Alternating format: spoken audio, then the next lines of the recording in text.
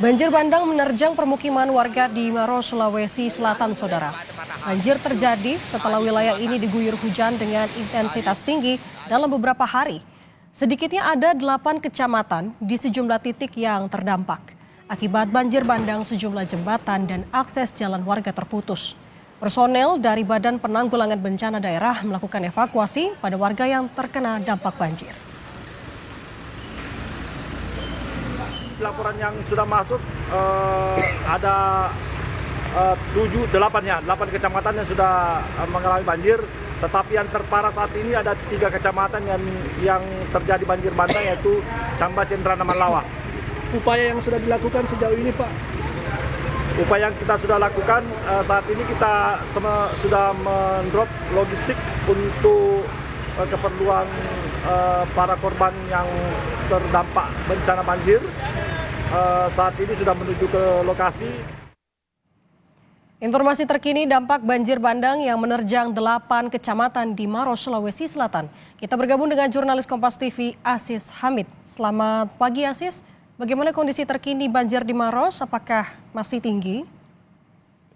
Baik pagi Nanda dan juga saudara. Jadi untuk hari ini banjir di Kabupaten Maros ini sebenarnya bertambah meluas dari 8 kecamatan yang terjadi itu terdapat sejumlah titik yang kemudian kembali dilanda banjir seperti di wilayah perkotaan yang tadinya belum terkena dampak. Namun hari ini seperti yang ada di belakang saya ini adalah jalan protokol.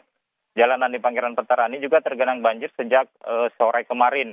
Di mana sebelumnya banjir terjadi itu berada di wilayah pesisir, namun kemudian disusul pada wilayah pegunungan di daerah Camba, Cendrana, dan Manlawa.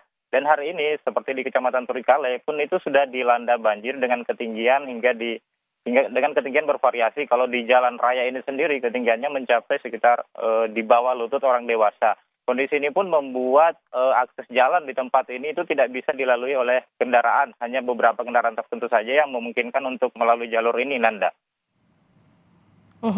Untuk ketinggian masih tampak sepertinya di sana yang juga ketinggian cukup bervariasi. Dan juga tadi Anda sampaikan tidak bisa diakses melalui atau menggunakan kendaraan roda 2 ataupun roda 4. Aziz, bagaimana dengan warga di sana? Apakah diungsikan atau seperti apa gambarannya saat ini? Ya, jadi sejak banjir kemarin yang cukup parah terjadi di wilayah pegunungan itu, wilayah Kecamatan Camba, Cendrana, dan Manlawa hingga wilayah Turikale yang saat ini terjadi.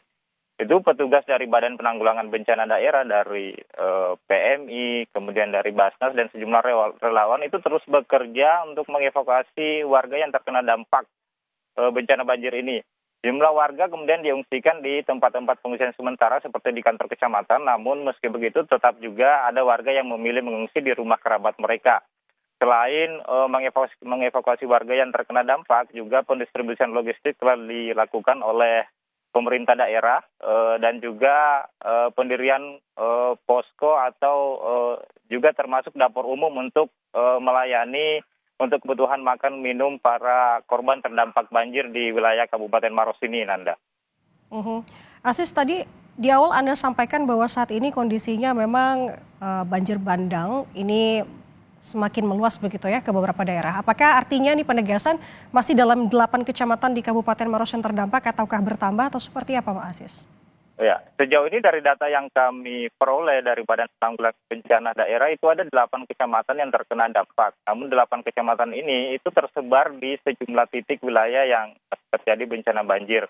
Namun untuk kondisi terparah itu terjadi pada wilayah Kecamatan Cendrana, Camba, dan Manlawa, di mana di wilayah itu terjadi banjir bandang yang memang termasuk wilayah pegunungan yang mengakibatkan adanya luapan sungai dari daerah ketinggian yang menerjang wilayah pemukiman warga, Nanda.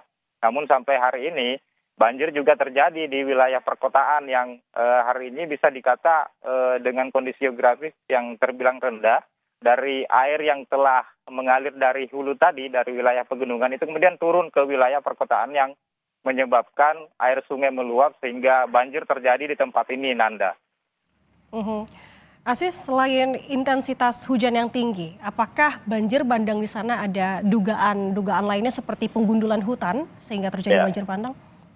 Jadi memang selain intensitas hujan yang tinggi yang menyebabkan banjir terjadi, memang ada dugaan terjadi pembukaan lahan yang mengakibatkan kondisi ini semakin parah di daerah pegunungan yang sampai hari ini terjadi banjir bandang dan kemudian air sungai yang cukup meluas dengan luapan yang cukup tinggi yang mengakibatkan wilayah jadi tergenang, Nanda. Ya, hari ini kondisinya semakin parah. Oke, di sana semakin parah. Aziz, bisa Anda gambarkan apakah di sana cuacanya masih turun hujan dengan intensitas yang tinggi atau seperti apa gambarannya? Jadi untuk hari ini cuaca bisa dikatakan terbilang masih cerah, namun pagi tadi sebelumnya masih terlihat mendung. Dari informasi dari Badan Meteorologi dan Geofisika yang kami terima saat informasinya, itu terjadi status peringatan dini untuk wilayah Kabupaten Maros ini. Jadi tidak menutup kemungkinan masih akan terjadi hujan susulan yang bisa berdampak cukup parah untuk wilayah di Kabupaten Maros ini, Nanda. Baik, kita harapkan tentu ini dapat secepatnya turun dan warga bisa kembali ke kediamannya masing-masing. Terima kasih jurnalis Kompas TV Aziz Hamid melaporkan dari Maros, Sulawesi Selatan.